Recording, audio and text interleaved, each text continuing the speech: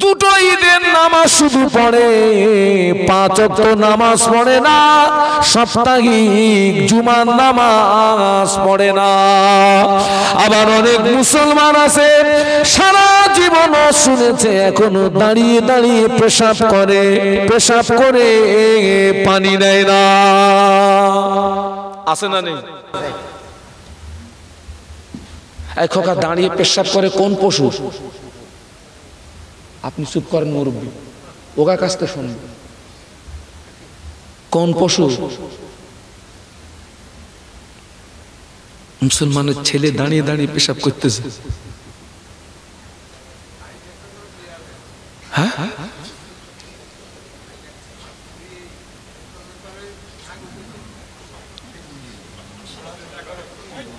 ঠিক আছে, এটাও একটা শিক্ষা। তো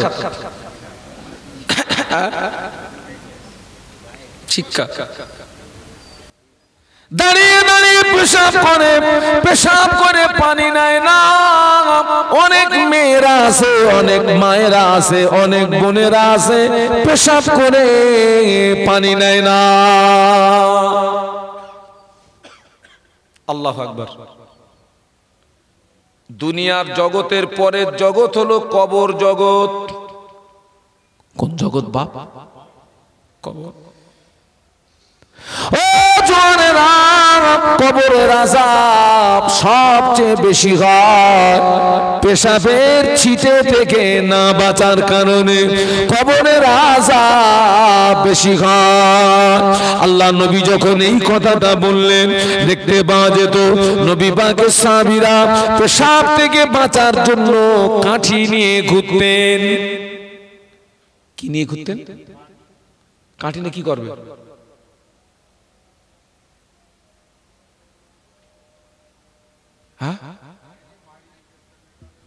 ও খোকা কাঠি নিয়ে ঘুরতেন এই জন্য সমতল জায়গায় পেশাব করলে, এর ভিতরে কি একটা ব্যথা লেগেছে, আমি হাত সোজা করতে পারতেছি না। ওই সমতল জায়গায় পেশাব করলে ওই পেশাবের ছিটে গায়ে লাগার ভয় থাকে না? থাকে। আর যদি জমিন একটু কাঠির মাথা দিয়ে গর্ত করে পেশাব করা হয়, পেশাবের ছিটে আর গায়ে লাগে না। ও ছেলেরা, এই জন্য নবী সাহাবীরা কাঠি নিয়ে ঘুরতেন। পেশাব লাগলে কাঠির মাথা দিয়ে জমিনটাকে একটু খুঁড়ে ওই গর্তে পেশাব পেতে, যাতে পেশাব গায়ে না লাগে। এটা আস্তে করে সুবহানাল্লাহ বলা যাবে? এবার একটু জোরে বলা যাবে? ও যুবকেরা, অনেক সাহাবী বোতল নিয়ে ঘুরতেন। পেশাব লাগলে বোতলের ভিতরে পেশাব করতেন, যাতে পেশাবের ছিটে গায়ে না লাগে। আরো পুরো একদম দেড়িকে চালাচ্ছে।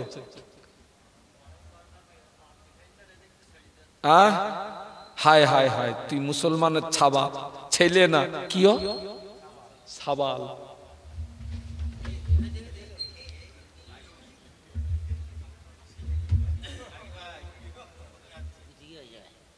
দরুদ শরীফ। আল্লাহুম্মা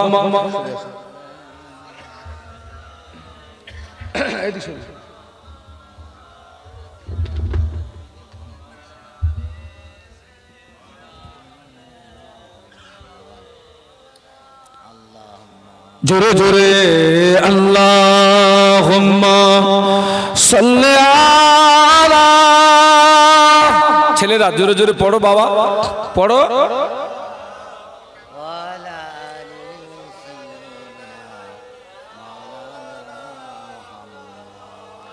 ও জোয়ানেরা, ও আমার মায়েরা, ও আমার বোনেরা, হাতে ধরে নয় পায়ে ধরে বলে যাচ্ছি, মা পেশাব করে যদি পানি না নেন, ওই অবস্থায় যদি মারা যান মা, কিয়ামত পর্যন্ত তোর কবরের আগুন বন্ধ হবে না। গ্যারান্টি দিয়ে গেলাম। এই জওয়ান, এই যুবক, পেশাব করে তুই যদি পানি না নিস, ওই অবস্থায় যদি মারা যাস কিয়ামত পর্যন্ত তোর কবরের আগুন ঠান্ডা হবে না। পায়ে ধরে বলে যাচ্ছি, পেশাব করে পানি নেবে,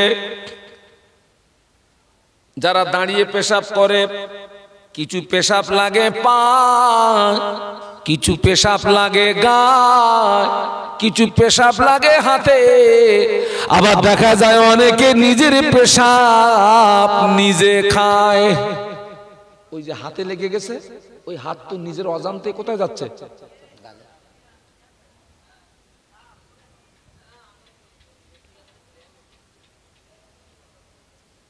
অনেক ছেলেরে বলেছি বাবা সারা জীবন তুই ওয়াজ শুনলি, মুখে একটু দাঁড়ি রাখ, বলতেছে হুজুর অতটা চুল নিয়ে ঘোরা যায় না। এই আমার দিকে তাকা, কতটা? আমি বলি খোকা তুই হাত উঁচু কর। ও হাত উঁচু করেছে, আল্লাহ দেখি ওর বগলের চুল 1 বিঘে লম্বা। এই জওয়ান, এই যুবক, ওর জীবনের শুরু থেকে আজ পর্যন্ত বগলের লোম কাটিনি, বগলের লোম ছাটিনি, বগলের লোম চাচিনি। উকুন গিজ গিজ গিজ গিজ গিজ গিজ করতেছে। সুন্দরবনের রয়্যাল বেঙ্গল টাইগারকে নিয়ে যদি বগলের পাশে ধরায়, বাঘরে যদি বলা হয় রে বাঘ তুই কোন জঙ্গলে যাবি, বাঘের যদি জবান খোলে বাঘ হয়তো বলবে হুজুর পুরাতন জায়গায় যাব না, একটু নতুন জায়গায় যাব। আমার চিন্তা হয় আহারে ওর যদি শোরুমের অবস্থা যদি এই হয়, গোডাউনের অবস্থা কি? তোর শোরুমের যদি এই হাল হয়, তোর গোডাউনের অবস্থা কি? এই জওয়ান, এই যুবক, 40 দিন অন্তর যদি দুটো জায়গার লোক যদি সাফ না করিস, তোর নামাজ, তোর দোয়া, তোর ইবাদত আল্লাহ দরবারে কবুল হবে না।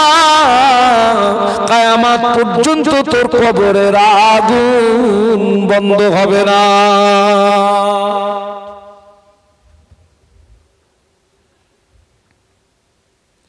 ও ভাই, মানুষ মরে গেলে গিরে গিরে কর্পূর দেয় না? আপনাদের দেয় কেন? দেয় কেন? কর্পূর দেয় কেন? ওটা খুশবু, তাই কি ওটা? আবার আতর দেয়, আতর দেয়। আমি বললি খোকা তোর বাপ মরে গেছে, কর্পূর দিলি, আতর দিলি, তোর বাপের বগলে 1 বিঘে লম্বা চুল, ওখানে কুইন্টাল খানি কর্পূর মেরে কাজ হবে না। কতটা কর্পূর দিবি ওখানে? 40 দিন অন্তর দুটো জায়গার লোম সাফ করব। বগলের লোম, নাভির নিচের লোম, এই দুটো জায়গার লোম হচ্ছে অপ্রয়োজনীয় লোম, সাফ করতে হবে। এই মেরাজের মাসে, এই রজব মাসে 27 তারিখে আল্লাহ নবী মেরাজে গেলেন, আল্লাহ পাকের সঙ্গে দিদার হলো। আল্লাহ নবী জান্নাত পরিদর্শন করেছিলেন। একটু সুবহানাল্লাহ বলা যাবে? একটু মহব্বতে বলুন। আল্লাহ নবী জান্নাত পরিদর্শন করেছিলেন। আল্লাহ নবী যখন জান্নাতের ভিতরে ঘুরছিলেন, আল্লাহ নবী যখন জান্নাতের ভিতরে ঘুরছিলেন, ওই জান্নাতের ভিতরে একজন মানুষের পায়ের আওয়াজ আল্লাহ নবী শুনতে পাচ্ছিলেন, মানুষ দেখতে পাচ্ছিলেন না। একজন মানুষের পায়ের আওয়াজ নবী শুনতে পাচ্ছিলেন, মানুষ দেখতে পাচ্ছিলেন না। আল্লাহ নবীর সঙ্গে ফেরেশতা জিবরাইল আমিন ছিলেন। আল্লাহ নবী বললেন, ইয়া আখি জিবরাইল, ও ভাই জিবরাইল, এই আওয়াজটা কিসের আওয়াজ? ফেরেশতা জিবরাইল আমিন বলেছিলেন, ইয়া রাসূলুল্লাহ, হাবিবাল্লাহ, এই আওয়াজটা অন্য কোনো আওয়াজ নয়, এই আওয়াজটা হলো আপনার হাফসি বেলালের পায়ের আওয়াজ। নবী বললেন, জিবরাইল, আমি তো বেলালকে দুনিয়ায় দেখে এসেছি। কোথায়? পায়ের আওয়াজ। জান্নাতে গেল কি করে? গেল কি করে? আল্লাহ নবী মেরাজ থেকে ফিরে এসে 1 তারিখে বেলালকে ডাকলেন, ও বাবা বেলাল, কি ইবাদত করো বাবা, কি আমল করো বাবা? আমি রাসূলুল্লাহ, আমি জান্নাতের ভিতরে তোমার পায়ের আওয়াজ শুনতে পেয়েছি। বেলাল রাদিয়াল্লাহু আনহু আল্লাহ নবীর নূরের বদনের দিকে চেয়ে বলেছিলেন, ইয়া রাসূলুল্লাহ, ইয়া হাবিবাল্লাহ, হুজুর আমি ইবাদত তেমন কিছু করতে পারি না, আমল তেমন কিছু করতে পারি না, তবে আমি সর্বক্ষণ পবিত্র হালাতে থাকার চেষ্টা করি। আমার উযু নষ্ট হয়ে গেলে সঙ্গে সঙ্গে আমি উযু করে নিই, আমি উযু করে নিই, আমি 2 রাকাত তাহিয়াতুল উযু নামাজ আদায় করে নিই।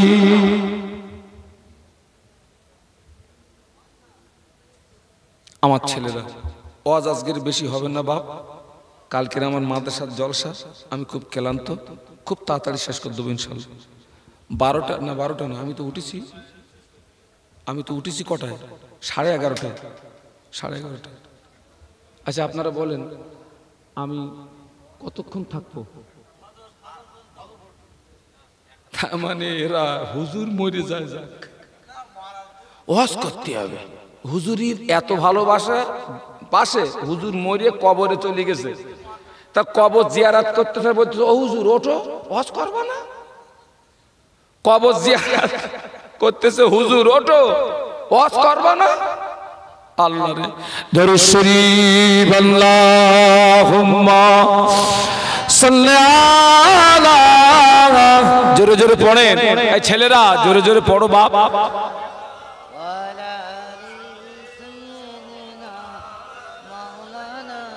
এখানে জায়গা আছে, এসো এসো এসো সোনা, এসো এসো। পয়গম্বর রওজা দেখা দে খোদা, দারে মুদ্দাদ সে মিলা দে খোদায়া,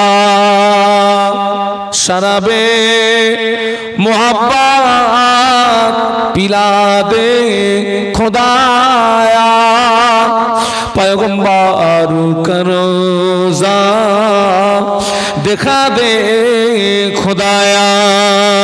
আল্লাহুম্মা পড়ো বাবা।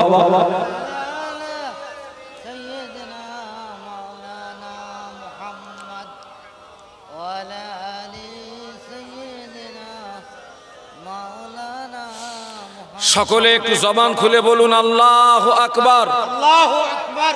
যুবকেরা জবান খুলে বলো আল্লাহু আকবার। আল্লাহু আকবার। আল্লাহকে ডাকলে আল্লাহ খুশি হয় না, রেগে যায়। আল্লাহ কোরআনে বলেছেন, উদউনি আস্তাজিব লাকুম, বান্দা তুই আমাকে ডাক, আমি আল্লাহ তোর ডাকে সাড়া দিয়ে থাকি। একটু জোরে বলুন। আমার সোনার ছেলেরা, আমি তোদের ভাই মোহাম্মদ শাহানুর আলম। ওয়াজ করতে করতে দাঁড়িয়ে চুল পেকে গেছে, আমার গোপ পেকে গেছে। খোকা, সবাইকে বলে যাচ্ছি, এই মাহফিলটাকে শেষ মাহফিল মনে করো, জীবনের শেষ সাক্ষাৎ মনে করো।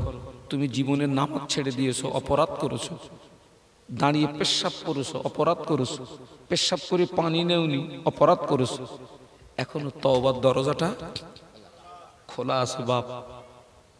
सांस जब तक जारी है तौबा की दरवाजा तब तक खुला हुआ है, सांस बंद हो जाएगा तौबा की दरवाजा भी बंद हो जाएगा। ऐ जवान ऐ যুবক, তোর নিঃশ্বাসটা এখনো জারি আছে, তওবার দরজা খোলা আছে।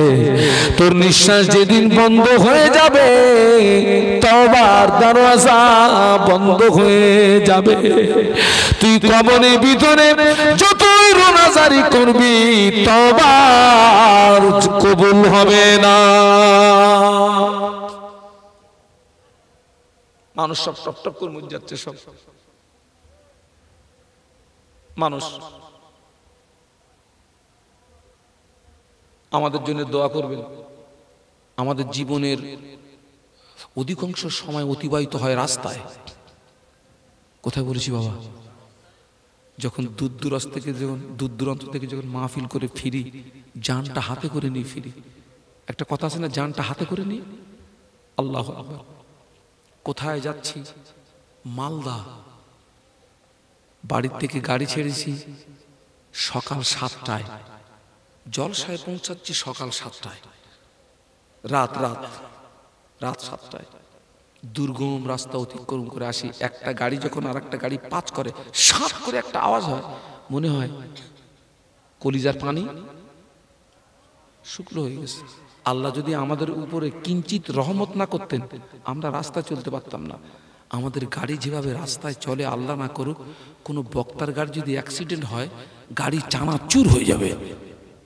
আমাদের গাড়ি যখন মুম্বাই রোডে চলে, দিল্লি রোডে চলে, আমার গাড়ি চলে 120, 130। আমার ওই একটুখানি গাড়ি ওড়ে।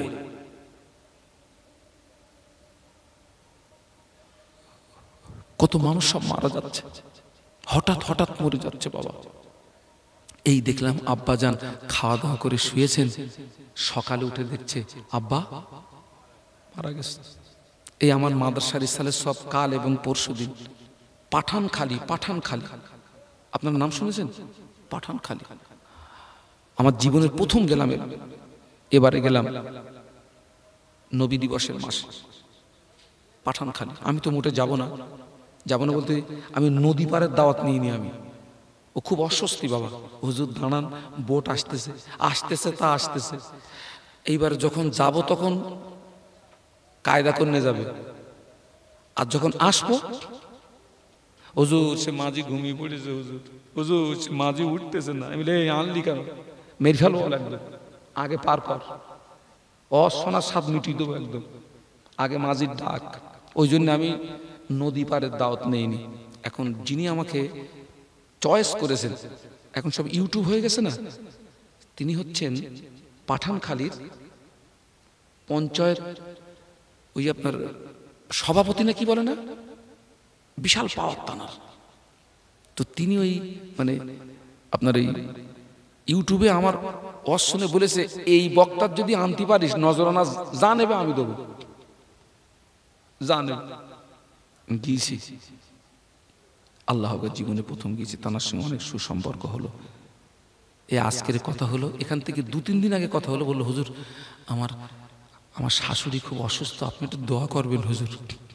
আজকের ফোন করছি, বলছে হুজুর আমার শাশুড়ির ইন্তেকাল হয়ে গেছে, বলুন ইন্না লিল্লাহি। ও ছেলেরা, আমি তোদের বলছি মাঝে মাঝে একটু হসপিটালে যাবি, গিয়ে দেখবি মানুষ সব কঠিন রোগে। এই আমি এখান থেকে দিন 10 আগে একজন মৌলানা সাহেব, মৌলানা আব্দুল মুহিত, নির্মাণ দত্তপাড়ায় বাড়ি, ওনার মা ছিল হসপিটালে ভর্তি। ওই মৌলানা সাহেবের সঙ্গে আমারটা বন্ধুত্বের সম্পর্ক, সুসম্পর্ক। ছেলেটা খুব ভালো ছেলে, ও আমাকে খুব ভালোবাসে, আমাকে খুব ভালোবাসে। তো শুনতে পেলাম ওর মা হসপিটালে। আমার যাওয়ার দায়িত্ব আছে না নেই? আমার তো প্রত্যেক দিন 2টো করে জলসা, সেই 2টো জলসা সেরে রাত 1টার সময় গেলাম হসপিটালে। হসপিটালের গার্ডম্যানকে বলে আমাকে নিয়ে গেল উপরে। আল্লাহ, গিয়ে দেখি মানুষ সব মরে পড়ে আসে। কিছু মানুষ দেখছি 2টো পা বাঁধা, হাত বাঁধা, ছটকাচ্ছে, লাফাচ্ছে। কিছু মানুষ গার গোস্ত পচে পোষা গ্যাস বেরোচ্ছে। আহা, মেয়েদের অর্ডে নিয়ে গেল আমাকে, মেয়েদের অর্ডে। আহা, আমি তো জলসায় দোয়া করি, আল্লাহ হসপিটালে নার্সিংহোমের বেডে আমার যত মা বোন কাঁদতেছে, ওদেরকে সুস্থ করুন, আপনি বাড়ি ফিরিয়ে দেন, আল্লাহ বাড়ি ফিরিয়ে দেন। আমি আমার জীবনে এক সময় বসিরহাট হসপিটালে 1 সপ্তাহ ছিলাম। আমি এই কম বেশি 17 বছর আমি অসুস্থ, 17 বছর জীবনের প্রথম। মানে অজ করতে পেটের যন্ত্রণা শুরু হলো। দেউলি, বাবুরহাট, ওখানে জলসা করতে পেটের যন্ত্রণা শুরু হলো, অসহ্য যন্ত্রণা। ওরা আমাকে নিয়ে আপনার মিনাকা হসপিটালে ভর্তি করলো, হলো না, ওরা আমাকে ট্রান্সফার করলো বসিরহাটে। 1 সপ্তাহ ছিলাম। 1 সপ্তাহ যা দেখেছি আমি, আমার জ্ঞানের চোখ খুলে গেছে। দেখি আমার দুটো তিনটে বেড পরে এইরকম একটা মানুষ, বয়স্ক মানুষ, নামাজি, হাত দুটো বাঁধা, পা দুটো বাঁধা, শুধু একটা কথা বলছে, আমাকে একটু পানি দাও, আমাকে একটু পানি দাও, আমাকে একটু পানি দাও, চেঁচাচ্ছে। কিন্তু ডাক্তার বলছে কি এখন পানি দেওয়া যাবে না, কি রোগ তো আল্লাহ জানে। আচ্ছা ভাই আপনি বলুন, কেউ যদি পাশে পানি দাও পানি দাও করে যদি চেঁচামেচি করে, মনটা কাঁদে না কাঁদে না? তা আমি চিন্তা করতেছি, আল্লাহ আমার তো কষ্ট হচ্ছে, তা যা হয় হোক আমি ওর একটু পানি খাওয়াবো। আবার চিন্তা করতেছি, গার্ডম্যান যদি আমার ধরে ফেলে যে তোমার এখানে মাতব্বারি করতে বলিস কেনা, আমি গেলাম না। আল্লাহরে পানি করতে করতে, পানি দাও করতে করতে ফজরের আগে লোকটা মারা গেল, পানি খাওয়া হলো না। আমার ছেলেকে নিয়ে, আমার একটা ছেলে আমার একটা মেয়ে, আমার ছেলেকে নিয়েছিলাম আরজি করে 7 দিন ছিলাম মেডিসিন ওয়ার্ডে। আল্লাহরে মানুষগুলো আনতেছে, টপ টপ করে মরে যাচ্ছে, টপ টপ করে মরে যাচ্ছে। এই জওয়ান, বেঁচে থাকাটা মিথ্যা, মরে যাওয়াটা সত্য। তুই আজ বেঁচে আছিস, কালকে রে বেঁচে থাকবি গ্যারান্টি নাই। আজকের রাত তুই আমি জিন্দা হতে পারে, সূর্য যখন উদয় হবে তুই আর আমি মুর্দা। পারে না, পারে না।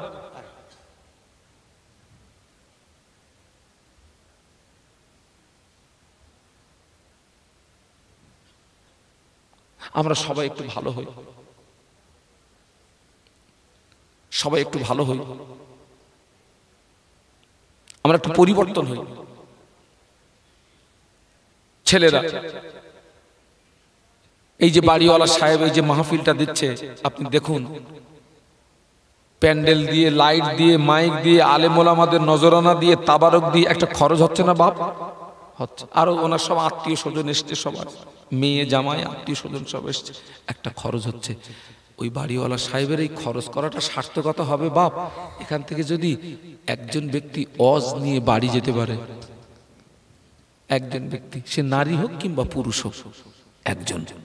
তাই আমি সবাইকে বলে যাচ্ছি, শোনা, আমি তোদের ভাই মোহাম্মদ শাহানুর আলম, হাত জোড় অনুরোধ করে বলে যাচ্ছি, জীবনে যা অন্যায় করেছি এই পর্যন্ত বন্ধ করো খোকা, বন্ধ করো। যা হওয়ার হয়ে গেছে। এখনো আমাদের জন্য তওবার দরজাটা খোলা আছে বাপ, খোলা আছে। বান্দার গুনাহ যদি আসমান সমূহ হয়, আমার দিকে তাকান, কোন সমূহ? আসমান সমূহ। বান্দার গুনাহ যদি আসমান সমূহ হয়, ওই বান্দা যদি আসমান সমূহ গুনাহ নিয়ে আল্লাহ পাকের দরবারে তওবা করে, আল্লাহ পাকের দরবারে মাফি চায়, আল্লাহ পাকের দরবারে রুনাজারি করে, আল্লাহ পাক আজ জীবনে নামাজ ছেড়ে দেব না, আল্লাহ পাক আজ জীবনে রমজানের রোজা ছেড়ে দেব না, আল্লাহ পাক আজ জীবনে মিথ্যা কথা বলবো না, আল্লাহ পাক জীবনে দাঁড়িয়ে পেশাব করব না, আল্লাহ পাক আমি পেশাব কোণে পানি নিইনি, অন্যায় কোণে জীবনে অপরাধটা করব না, আল্লাহ আল্লাহ আপনি আমায় মাফ করে দেন, আল্লাহ আপনি আমায় ক্ষমা করে দেন। ও ছেলে, তুমি যদি খালে সুন্দরে তওবা করো, আল্লাহ পাকের দরবারে যদি ক্ষমা চাও, আল্লাহ পাকের দরবারে যদি মাফি চাও, আল্লাহ পাকের দরবারে যদি রুনাজারি করো, আমার আল্লাহ পাক বড় দয়াময়, আল্লাহ পাক গফুরুর রহিম, আল্লাহ পাক রহমানুর রহিম। আল্লাহ পাকের একটি নাম হলো রহমান, একটি নাম হলো রহিম, একটি নাম হলো গফুর, একটি নাম হলো গফফার। আল্লাহ পাক ওই গফুর ও গফফার নামের উসিলায় তোমার আমার জীবনের আসমান সমূহ গুনাহগুলোকে আল্লাহ পাক মাফ করে দেয়। শুধু আল্লাহ পাক জীবনের গুনাহকে মাফ করে না, আল্লাহ পাক জীবনের গুনাহ মাফ করে তোমার আমার জীবনের গুনাহগুলোকে নেকি দ্বারা বদলিয়ে দেয়। এটা হচ্ছে অফার। এটা কি? আল্লাহ জীবনের গুনাহ মাফ করে দেবে, মাফ করে দিয়ে একটা অফার দেবে। কি সেটা? জীবনের ওই গুনাহগুলোকে নেকি দ্বারা পরিবর্তন করে দেবে। সুবহানাল্লাহ। আরো একটা অফার আছে, কারণ নামে যদি থানায় কেস হয়, ওই আসামি থানা থেকে যদিও ছাড় পায়, খাতায় ওর নাম লাল দাগে পড়ে থাকে, আসামির খাতায় পড়ে থাকে, আসামি থেকে নামটা কাটে না, আসামির খাতা থেকে নামটা মুছে যায় না। আমার আল্লাহ পাক কোন বান্দাকে যখন মাফ করে দেয়, আমার আল্লাহ পাক কোন বান্দিকে যখন মাফ করে দেয়, আসামির খাতা থেকে পুরো নামটাকে সাফ করে দেয়। আসামির খাতায় আর নাম থাকবে না। এটা সুবহানাল্লাহ বলবে না? একটু জোরে বলো বাপ।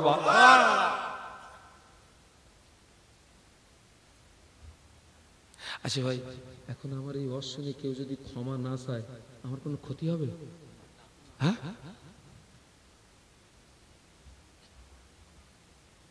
ক্ষতিটা কার হবে?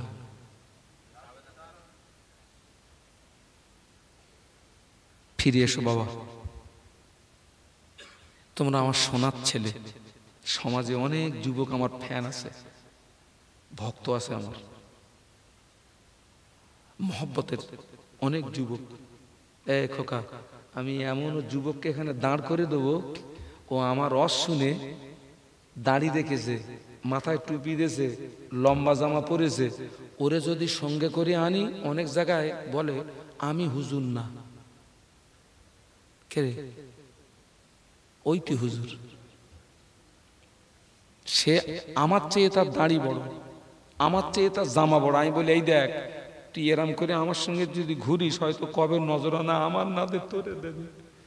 ভালো হইছিস, হয়তো তুই আমার থেকে দূরই যা, আসিস নি, হয়তো কবে বলবে যে এইটা হচ্ছে হুজুর, নজরানা ওই জায়গায়, আর তুই তো আমার দিবি নি, তোরে যদি দেয় তুই আমার দিবি। মাথায় টুপি, মুখে দাড়ি, গোল জামা। আপনি মনে করবেন একজন আলেম, লা ফাকরা, এটা আমার অহংকার না। অনেক ছেলে আমার রস শুনে 5 ওয়াক্ত নামাজি হয়েছে, অনেক ছেলে জুমার নামাজ পড়তো না, আমার রস শুনে সাপ্তাহিক জুমার নামাজ পড়ে। অনেক মহিলা আমার রস শুনে নামাজি হয়েছে, অনেক মহিলা আমার রস শুনে ওই সমিতির খাতার থেকে নামটা কেটে দিয়েছে। আপনার তখন ছিল আপনার টিভির যুগ, টিভি, এখন তো টিভি পাওয়া যায় না। আমি তখন টিভির বিরুদ্ধে ওয়াজ করতাম খুব। তো ঘরের ভিতর থেকে টিভি বার করে আষাঢ় মেরে ভেঙে দিয়েছে, বলে হুজুর দিলাম, শেষ করে আসি। আল্লাহ পাকের শান, তোমাদের আব্বা আম্মার দোয়া, এরকমের রেকর্ড আমার আছে। এর জন্য আমি কিছু না, কে? আমার জীবন ধন্য। অন্তত কিয়ামতের মাঠে ওটাই হয়তো আমার জন্য নাজাতের ওসিলা হয়ে যাবে, যে শাহানুর, তোর অশুনে আমার একটা বান্দা নামাজি হয়েছে। এই শাহানুর, তোর অশুনে আমার একটা বান্দা অন্যায় থেকে জীবনটা বাঁচিয়েছে। আল্লাহ আমাকে নিয়ে গেছেন মদিনা শরীফে। আল্লাহ রসুল যেখানে দাঁড়িয়ে খুতবা দিতেন, ওই যে আমাদের আপনার জুমার দিনে আমাদের যে মসজিদের ইমামরা যেখানে দাঁড়িয়ে খুতবা দেয়, ওটা আমরা কি বলি? আল্লাহ রসুল যেখানে দাঁড়িয়ে খুতবা দিতেন, ওখান থেকে শুরু করে আল্লাহ রসুলের মাজার মুকাদ্দাস, অর্থাৎ আল্লাহ রসুল যেখানে শুয়ে আছেন, মাঝখানে একটা খালি জায়গা। ছেলেরা আমার দিকে তাকাও, ওই জায়গাটা কিন্তু বিশাল, আপনার প্রশস্ত জায়গা না, খুব বেশি একসঙ্গে 60-70 জন ঢুকতে পারবে। ওই জায়গাটা সম্পর্কে আল্লাহ নবী বলেছেন, মা বাইনা বাইতি ও মিম্বারি রওজাতুম মির রিয়াদিল জান্নাহ। আল্লাহ নবী বললেন, আমি যেখানে দাঁড়িয়ে খুতবা দিতাম ওখান থেকে শুরু করে আমার মাজার মুকাদ্দাস মাঝখানে যে খালি জায়গাটা ওটা হলো জান্নাতেরই টুকরা।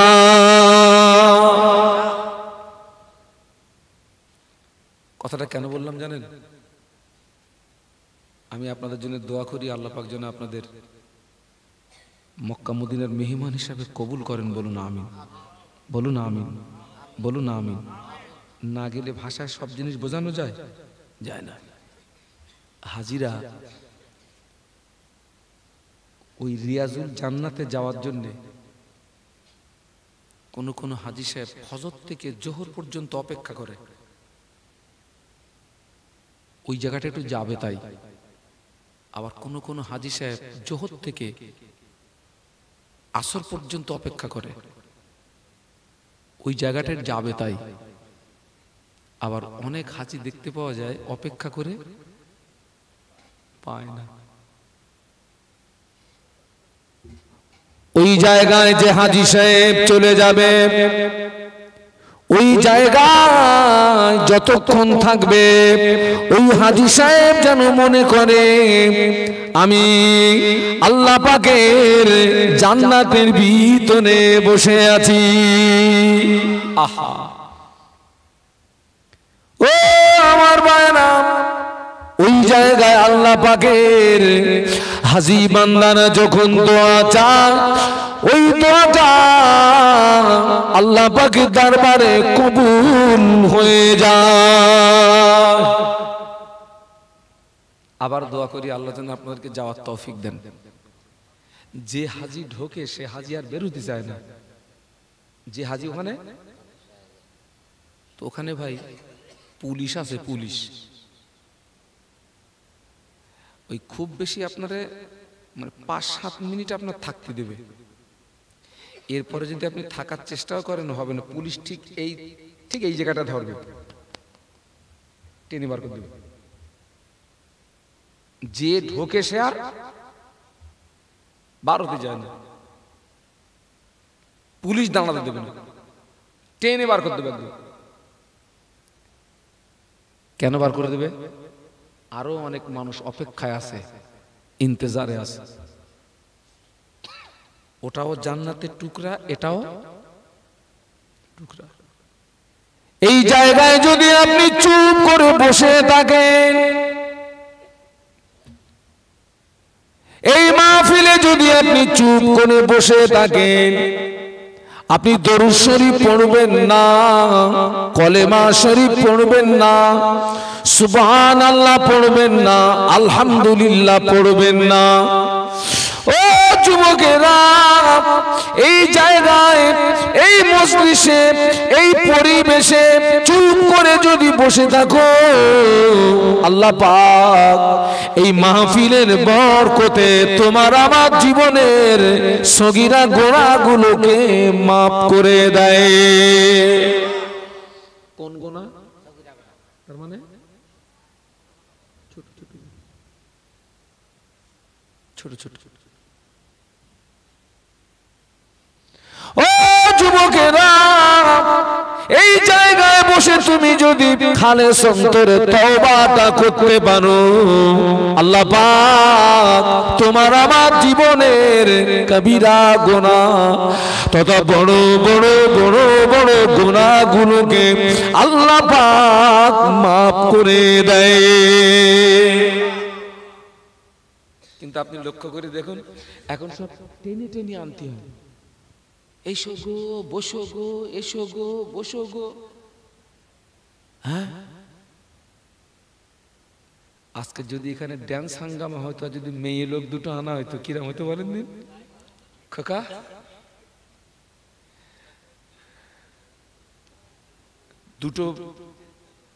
দুটো মেয়ে লোক আনো এখানে, ওরা শুধু নাচবে। প্যান্ডেল লাগবে, তোর ঘোড়ার কসুর প্যান্ডেল তুই খুলে ফেল। তাবারুক লাগবে, তুলে ফেল। শট বাবা,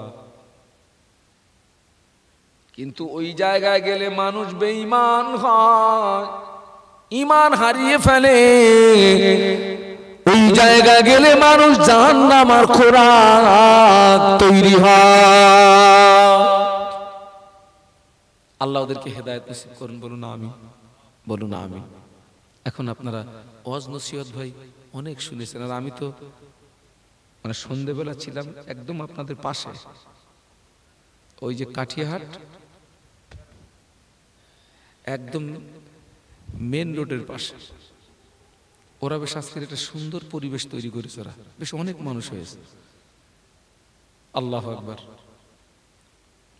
ওয়াজ আপনারা জীবনে অনেক শুনেছেন ভাই, আর আমার মনে হয় কোন জলসা কমিটি যদি ফোন করে বলতো যে হুজুর আজকের আপনারা আসতে হবে না, আমি 2 রাকাত নফল নামাজ পড়তাম। শুধু আমার ফোন করে বলবে যে হুজুর আজকের আপনার কথা বলে না, আসতে হবে না, পারতেছি না। আর সব জলসা কমিটির ছেলেরা বলতেছে হুজুর তাড়াতাড়ি আসেন, তাড়াতাড়ি আসেন, তাড়াতাড়ি আসেন। এখন বাবা এই যে আমরা বসে আছি, ওই আমার একটা ভাই বসে রয়েছে, আমি এখানে এসেছি, আমার ওই ভাইটার ছেলে না মেয়ে ভাই? ছেলে। ওই যে 2 বাচ্চা মারা গেল না, আমাকে অনেক কথা বললো, এবং এই আমার এই 200 টাকা দিয়েছে আমার মাদ্রাসায়। বলছি হুজুর আমার ওই সন্তানের জন্য একটু দোয়া করবেন। ও ছেলে তো এমনি শহীদ হয়ে গেছে। কি হয়ে গেছে? শহীদ। ও সন্তান জান্নাতের মেহমান হয়ে গেছে, আমি কি দোয়া করবার জন্য? এখন এই যে আমরা মাহফিলে আছি, এই মাহফিলটা আমাদের জীবনের শেষ মাহফিল হতে পারে না? পারে না? পারেন না বাবা? এটা আমার জীবনের শেষ ওয়াজ হতে পারে না? পারে না? পারে। আল্লাহ রাসূল বলেছেন একজন মানুষ পানিতে নামবে অথচ তার পায়ে পানি লাগবে না, এটি অস্বাভাবিক। পানিতে নামলে পায়ে পানি লাগাটা স্বাভাবিক। আবার রাসূল বলেছেন মানুষ পৃথিবীতে বিচারণ করবে অথচ গোনা হবে না, এটিও অস্বাভাবিক। মানুষ হিসাবে পৃথিবীতে বিচারণ করতে গেলে গোনা হওয়াটাও, কথা বলেন, কথা বলেন, আমরা সবাই কি? আল্লাহ রাসূল বলেছেন কুল্লু বানি আদম খাত্তাউন, প্রতিটি আদম সন্তান গুনাহগার। সবাই আমরা কি? কেউ বেশি,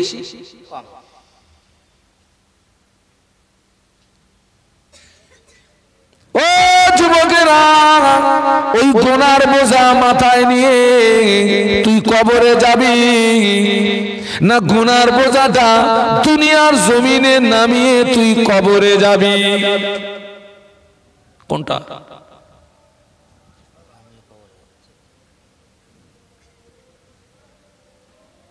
আল্লাহ পাক জানে আমার বান্দা গুনাহ করবে,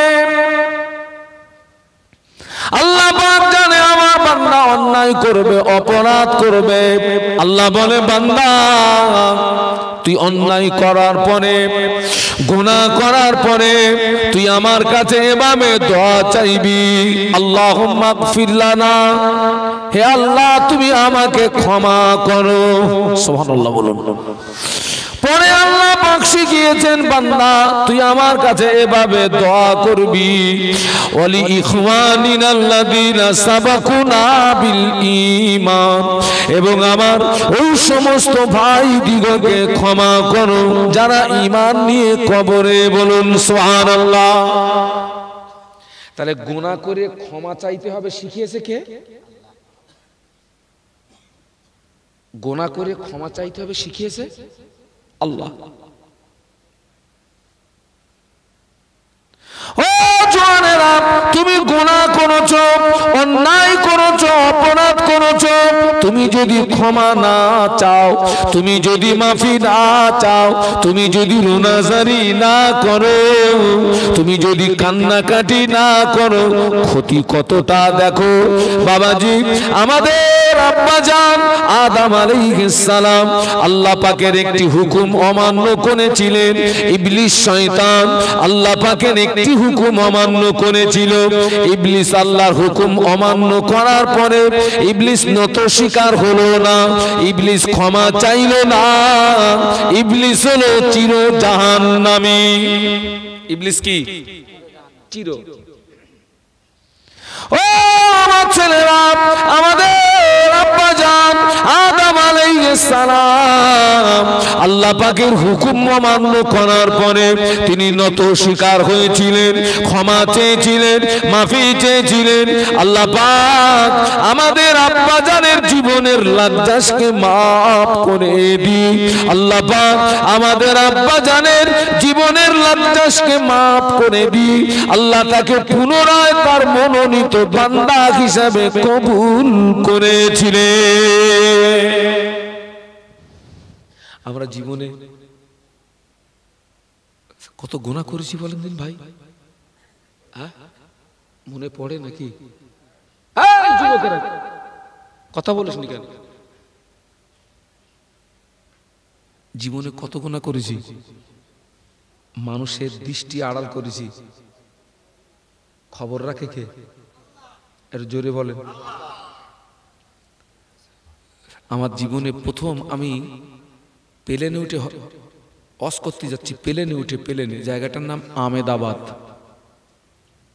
কথা বলেছি, গুজরাট। গুজরাট ওরা আমাকে প্লেনে করে নিয়ে যাচ্ছে, আমার জীবনের প্রথম। আচ্ছা ভাই, প্রথম আমি তোমার প্লেনে উঠবো মানে কিরাম আনন্দ হয় বলেন দিন। আর আমি তো মনে করতেছি আমি বিশাল বড় হুজুর হয়ে গেছি, প্লেনে করে নিয়ে যাচ্ছে মানে কি, আমি তো বহুত বাড়িয়া হুজুর। এখন বেশ নতুন জামা, নতুন পায়জামা, নতুন জুতো, নতুন ব্যাগ, এক কথায় আমি বেশ কায়দামে যাচ্ছি আমি। এখন ভাই ওই প্লেনে যে শেখ হয়, আমার তো 14 গোষ্ঠীও জানে না, আমার তো 14 গোষ্ঠী তো প্লেনে উঠিন। প্লেনে উঠতে গেলে যে চেক টেক হয় ও তো আমার জানা নেই ভাই। কারা কারা প্লেনে উঠেছেন একটু হাত তোলেন দিন। ওই তো উঠেছে সব। এয়ারপোর্টে যাওয়ার পরে ওই একটা জায়গায় চেক হয়, একটা জায়গায় দাঁড়িয়ে দুটো হাত এইরকম করতে হবে। আর এই ছেলেরা ওই ব্যাডমিন্টন খেলে, ওই নামে একটা মেশিন আছে, ওই মেশিন একেবারে মাথার তালু থেকে নে আর পার পাতা, আল্লাহ সে মেশিন দেখি তো 2 ঠাঙের মাঝখানেও যাচ্ছে।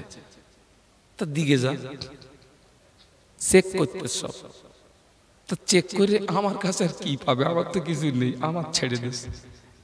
ব্যাগ ওই এক জায়গায় দিতে হবে, ওই ফিতে মতন আছে, টেনে টেনে মেশিনের ভিতর দিয়ে ওই পারে পার করে দেবে, আপনার গিয়ে ওইখান থেকে ব্যাগ নিতে হবে। আমার সে ব্যাগ ছাড়ে না। জিজ্ঞাসা করছে এ लगेज किसका है? তাই বললাম मेरा है। इसके अंदर क्या है? এর ভিতরে কি আছে?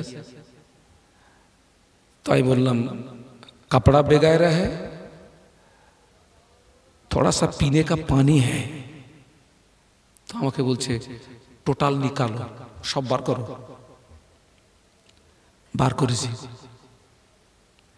বার করার পরে সেই ব্যাগ যখন মেশিনের ভিতরে আবার দিচ্ছে, ওই মেশিন বলে দিচ্ছে আমার ব্যাগের মধ্যে এমন কিছু আছে যেটা প্লেনে এলাও নেই। আচ্ছা ভাই, জীবনের প্রথম ভয় লাগবে না লাগবে না? ওই দেখো কথা বলে না, দোয়া দরুদ যা ছিল সব শেষ। মানে বিপদে পড়লি যত দোয়া পুরো সব শেষ হয়ে গেছে। তখন আমার অটোমেটিক কাঁপ শুরু হয়ে গেছে, তখন আমার অস তখন মাথায়। আমি বললাম আল্লাহ, প্লেনে তুমি আমার তুললে তা একই মুসিবতে ফেললে, উপায় কি? ভাই আমি তো মোটামুটি যা সব খোঁজার মতন সব খুঁজেছি, কিছু পাচ্ছি নি। আসছি মেশিন বলে দিচ্ছে এর ভিতরে আছে। তো দোয়া দরুদ তো সব শেষ হয়ে গেছে, খুব আউমাউ করতেছি, আল্লাহ কিসে কি হবে তার ঠিক নেই। তারপরে খুব চিরুনি তল্লাশি করলাম আমি, করে দেখি ওই ব্যাগের একটা গোপন জায়গায় হাফ বেলেট ঢুকে আছে। হাফ বেলেট কি আছে? বেলেট কিন্তু আপনার প্লেনে কিন্তু এলাও নেই।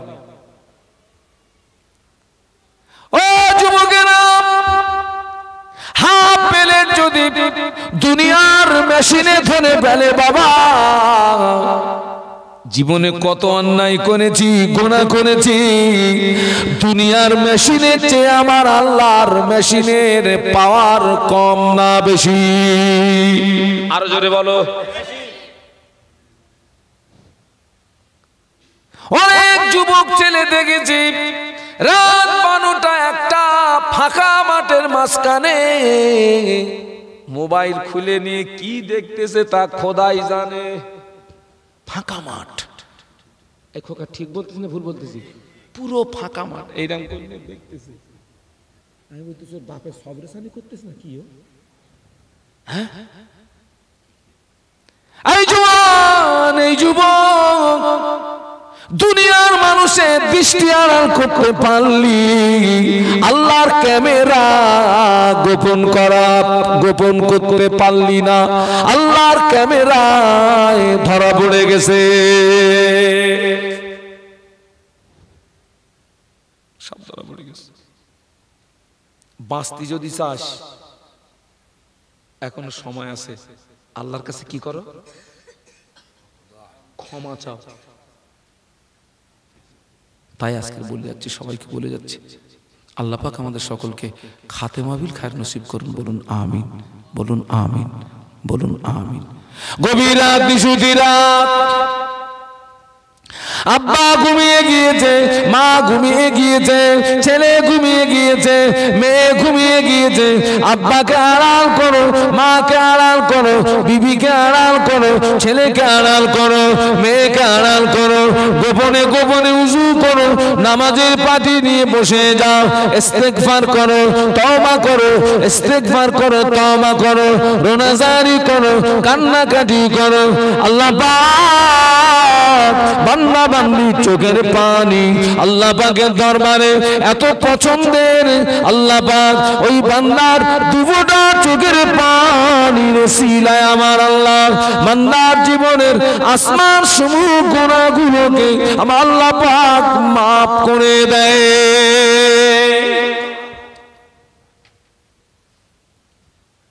আর এই চোখের পানির এত মূল্য, আটলান্টিক মহাসাগরে যত পানি আছে সব পানি যদি আল্লাহর জাহান্নামায় ঢেলে দেওয়া হয়, আল্লাহর জাহান্নামার আগুন ঠান্ডা হবে না। মাছির মাথার মতো চোখ দিয়ে যদি আল্লাহর ভয়ে, জাহান্নামার ভয়ে যদি এক ফোঁটা পানি বার করতে পারিস খোকা, ওই মাছির মাথার মতো এক ফোঁটা পানি জাহান্নামায় ঢেলে দিলে জাহান্নামার আগুনটা তপ করে ঠান্ডা হয়ে যাবে। এত দাম, এত দাম। দেখো, কেউ যদি মেনে নেওয়ার নিয়াতে অশ্বনে 10 মিনিটের রথ যদি মেনে নেয় জীবন, আর কেউ যদি মনে করে হুজুর তোমারে ভাড়া এনেছি, তুমি তোমার মতন চালাও, কি করব বাড়ি গিয়ে ভাববো, ঘোড়ার কসু পাবা। আল্লাহ আমাদের সকলকে খাতেমা বিল খায়র নসিব করেন। বলুন আমিন, বলুন আমিন, বলুন আমিন। সকলকে দাওয়াত দিচ্ছি আগামী কাল এবং পরশু আখারপুর আল আমিন মাদ্রাসা ও এতিমখানার বাৎসরিক ইসালের সব সকলকে দাওয়াত দিচ্ছি। এখান থেকে বেশি দূর না, পারলে যাবেন, যদি না যেতে পারেন আমার জন্য একটু দোয়া করবেন, মাদ্রাসার জন্য দোয়া করবেন, ইসালের সবের জন্য দোয়া করবেন। উঠে দাঁড়ান, শেষ করে দিলাম। ইয়া নবী সালাম